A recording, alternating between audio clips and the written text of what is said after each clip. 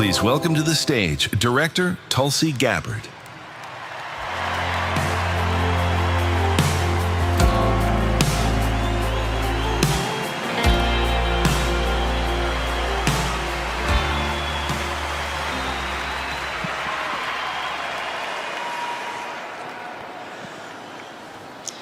Charlie lived his life as a warrior for truth and for freedom, every single day choosing to step into the arena armed with the Constitution, sparring through debate on the battlefield of ideas, fighting for the heart of our democratic republic and the unalienable rights endowed upon every one of us by our Creator.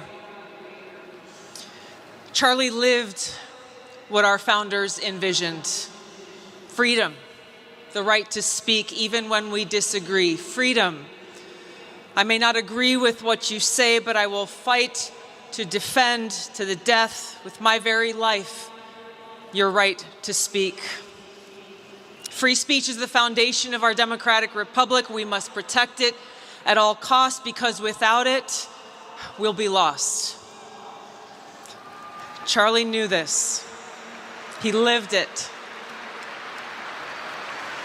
Charlie stood in the arena armed with superior arguments, with truth, reason, propelled and motivated by his love for God, his love for others, his love for our great nation. His words were his weapons.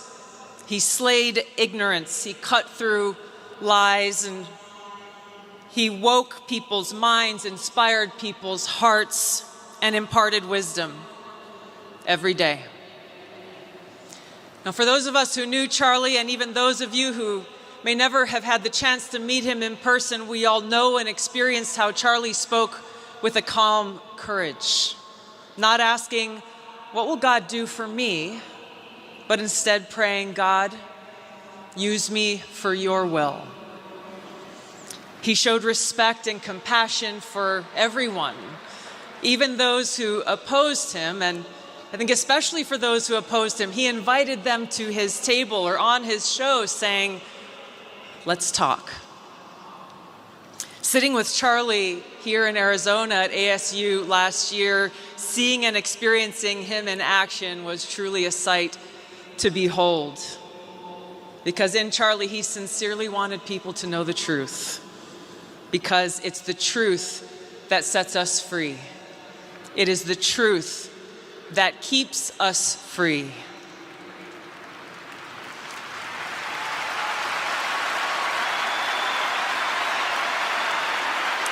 Now, Charlie, he chose our schools as his arena because he knows that they are meant to teach, to train our young people to think critically, to debate ideas, to test their strength through a clash of reason.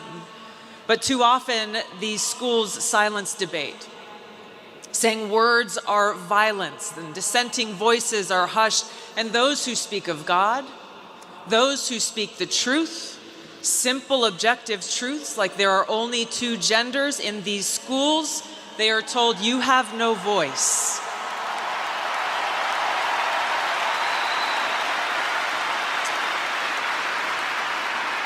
Charlie chose this arena to take these people head on, to challenge these institutions, these students and faculty, encouraging them to come, to speak honestly, bring your ideas, debate loudly, and think critically. And Charlie did this so well, he was winning, so much so that the forces of darkness, hate, and evil were threatened by him and tried to silence him. History shows this dark pattern that when ideas cannot withstand scrutiny, whether it's the ideology of so-called religious fanatics or political fanatics, their defenders, terrified that their weak ideas will be exposed for what they are, turn to intimidation, censorship, and violence. They kill and terrorize their opponents, hoping to silence them. But in this evil that we have experienced, that Charlie faced, their flawed ideology is exposed. Because by trying to silence Charlie, his voice is now louder than ever. His message is more powerful and impactful than ever. The truths that he spoke have spread hundredfold. As Charlie was fearless. But where did his fearlessness come from? The answer lies in Corinthians. Therefore, be always of good courage and know that while we are at home in the body, we are absent from the Lord. We are of good courage, I say, and prefer to be absent from the body and at home with the Lord. Therefore, we have as our ambition, whether at home or absent, to be pleasing to him. So our call to action is now. Every one of us needs to be a warrior like Charlie, to take shelter in God, to draw strength and fearlessness from the Lord who sits within every one of our hearts, to stand together, continue the mission that Charlie dedicated his life to sharpen our weapons of truth, common sense, and reason, to train, to study, learn, and to speak, exercise our God-given right to speak, and carry that torch that shines brightly because of God's love. So right now, if you feel afraid or lost, confused, not sure exactly what to do, don't be. God says, don't be afraid. I am with you. I will strengthen you and help you. And he is with us. He sits within every one of our hearts, just waiting for us to choose him. To say, as Charlie did, God, use me for your will. To say, God, my life is yours. I am yours. My heart is yours. Let me serve you.